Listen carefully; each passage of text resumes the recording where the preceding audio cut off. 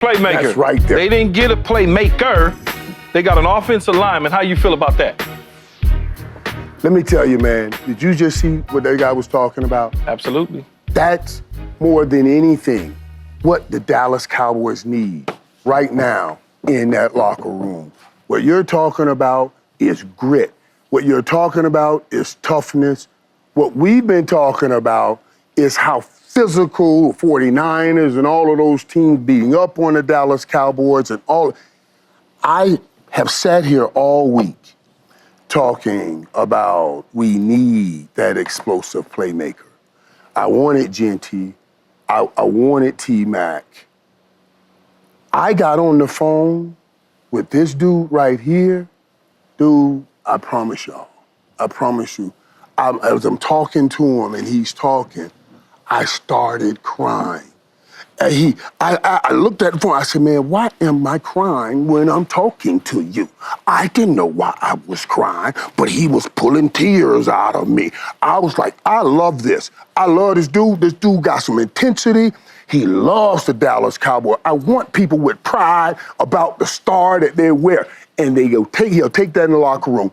And I started having visions of Big E and Larry Allen, Zach Martin and Travis Frederick and Tyron Smith, and we can get back to that great offensive line. I got a player on the right side of the ball, the correct side of the ball, meaning the offensive side on the ball. Now, absolutely, we needed what we got last night. Now, I still want to get back in this play for George Pickens. I'll pick up a great receiver or a young receiver here and running back. But last night, that was a victory for the Dallas Cowboys. Up, down, left, right, and twice on Sunday. And y'all wait till these boys get on the football field. Okay. You mentioned everybody except Nate Newton. I know it's Yeah. No, big fella. No, big fella, you know, big fella. But big fella was there. Tyler reminds me of Larry Allen and Big E. Those were them nasty mother brothers. Nasty. You don't even want to go, you don't want to play them. That's what we need, the nasty guys, and he's one of them. Whenever they've been able to run the ball, though, in Dallas, all the way back from with you to recently with Zeke Elliott, that offensive line has been nasty. So they're rebuilding that now, and they need to replace Zach Martin. They took the right position by saying we're going to stay at 12 and take an offensive lineman, opposed to getting a skill position player as a playmaker when they got other opportunities in this draft or in a trade or whatever the case is, a June 1 designated player. So they got plenty of time to do that, Paul. Yeah, I mean, with the Cowboys, they could have went in a number of directions. Yeah. You know, obviously they chose to go with the front line, and that's a good thing. And I thought they would have drafted Matthew Golden. I know you would have been proud of that. I don't think, it doesn't matter who they drafted last night. Michael would have been proud anyway. Like I said, no, but you got to give me something.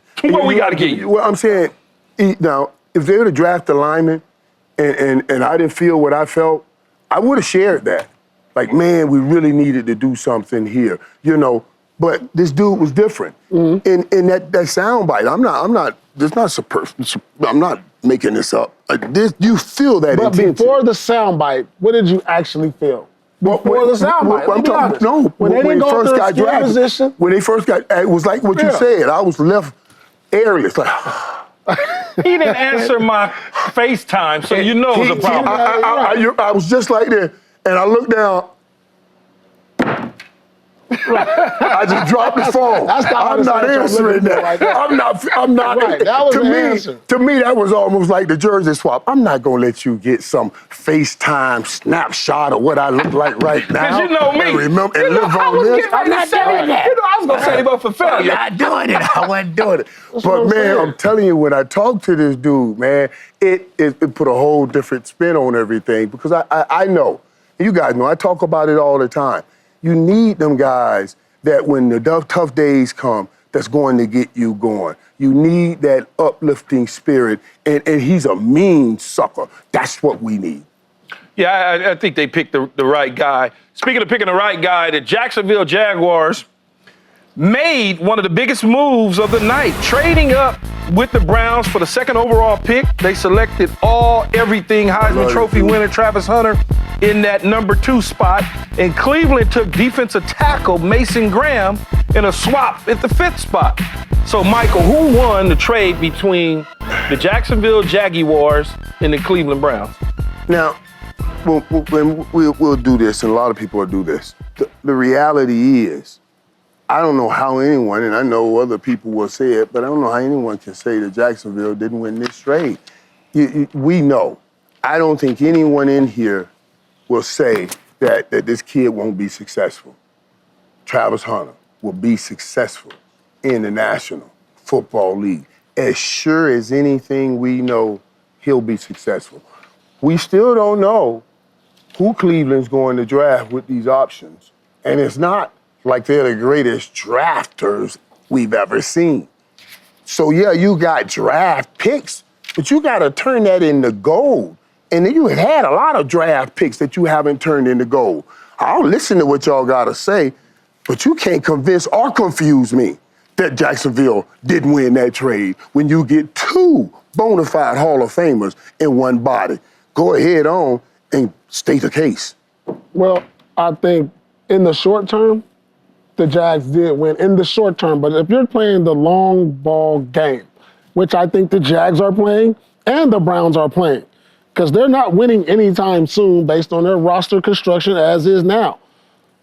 I think the Browns won. They got the 5th pick in Mason Graham, who's going to be a fabulous player. And then you got a 2nd-round pick, a 4th-round pick, and then you get another 1st-round pick for next year. So they're like, oh, okay, we can go after our quarterback next year if we don't pick somebody up this year with our 2 2nd-round picks. So when you look at it, Browns got a number of needs they need to fill. And with these picks that they got, they were able to fill them. Whereas the Jags, they got, yes, an outstanding player in Travis Hunter, who's going to be great. I think he'll be a Pro Bowler one day, and he may turn out to be one of the best ever.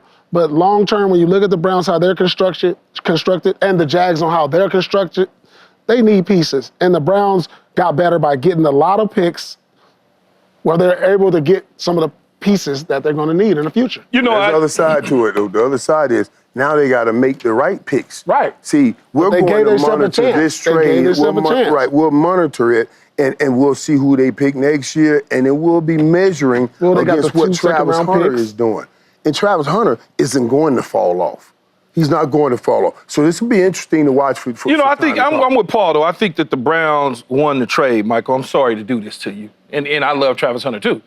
But Cleveland has done a tremendous job over the last several years of drafting players outside the quarterback position. They finally got it right to a degree with Baker Mayfield. But when you start looking at Myles Garrett, or you looking at Denzel Ward, or you looking at Newsome, or you just looking at some of the pieces that they've had on their team in the draft positionings over the years, they've done pretty well with that. Now, here's why I think they won the trade. Because they was never going to draft Travis Hunter. That's why they got up off of him. And they wanted Mason Graham, and they knew he could fall to them at 5. So they said, okay, we're going to steal a 1, a 2, and a 4 with a team that don't look like it's getting ready to just all of a sudden turn around and not be in the top 10 selections in the 2026 draft. Think about that. If I can get a top 10 pick, stole it from a young general manager in Jacksonville, just duped him and got all that to move 2 spots. Yeah. 3 spots. To move down 3 spots, and I can pick up a 1 that we think, based on that team and that new head coach and that quarterback and all of that pick gonna be somewhere in the top 10.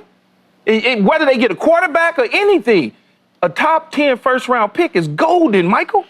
It's golden. Not to include the 2 and the 4. Because they couldn't use Travis Hunter. T.P. Shadrick in the draft.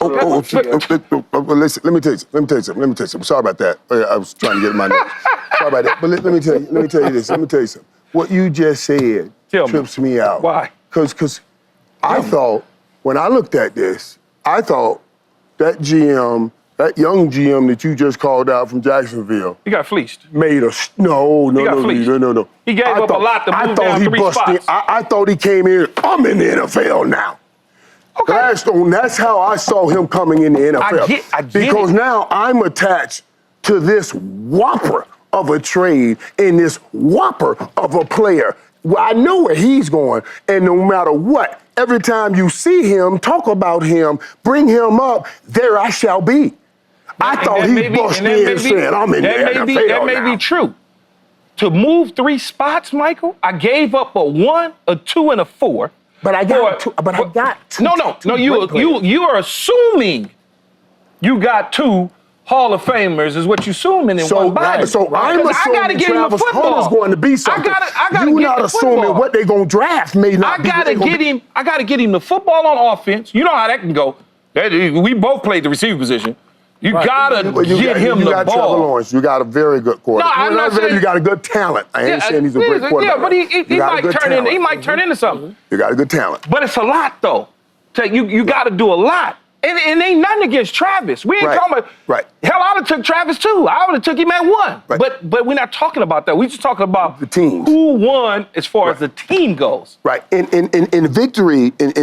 So let me ask you this though. Okay, but what I'm saying though, those players that you're talking about, they're going to draft one day that we don't know. No, we don't. No. None of those players that they will draft will you say you have more confidence in than you will have in him being successful in the NFL. No, I don't care. No, you don't see a player right now in high school, college, little league, even in some mom's stomach that you know gonna be him.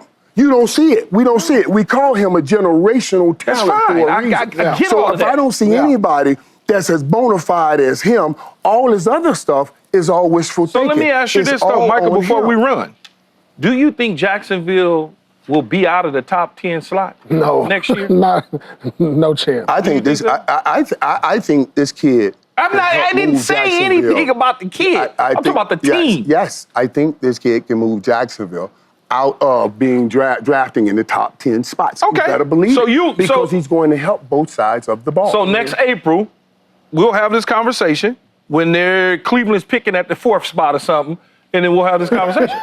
Okay. That's all. Because I understand. Because I don't think Jacksonville. I don't think Jacksonville gonna be not picking in the top 10. I think they'll still be somewhere in that top 10 this year. Maybe not. I mean, 26. Maybe not 27, 28. But in 26, because to turn things around, as you know, Michael, is hard to do in a single year.